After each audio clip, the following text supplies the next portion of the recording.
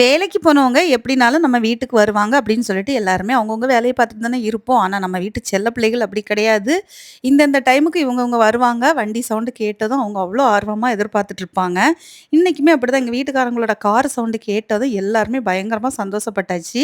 அதுல கண்மணிக்கு சொல்லவே வேண்டாம். ப்ரூனோவும், நம்ம மிலோ குட்டியும் பயங்கரமா கத்திட்டு இருந்தாங்க. ஆனா மிலோ குட்டி கத்துனதும் அவளுக்கு பயங்கர கோவம் வந்துருச்சு கண்மணிக்கு. ஏன் தெரியுமா?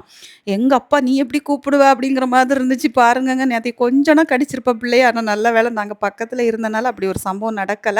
ஆனா கண்மணியோட கோபம் பயங்கரமா இருந்துச்சு. நான் நேத்தைக்குள்ள ஷார்ட்ஸ்ல அவளோட குரலோடி காமிச்சிருந்திருப்பேன்.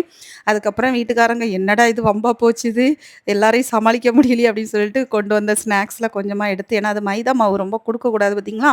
ஸ்வீட் அதனால கொஞ்சம் கொஞ்சமா குடுத்து எல்லாரையும் கூல் பண்ணிட்டு தான் வீட்டுக்குள்ள வந்தாங்க. நிலோ பாப்பாவ நீங்களே வச்சுக்கோங்கன்னு இன்னும் கமெண்ட்ல சொல்றீங்க. இது அண்ணிக்காகவே வாங்குன புள்ள. அண்ணி சென்னையிலேருந்து பெர்மனன்ட்டா இந்த மந்த் கடைசி வந்துருவாங்க. அவங்க வீட்டுக்கு மிலோ போயிடுவாங்க. சரி.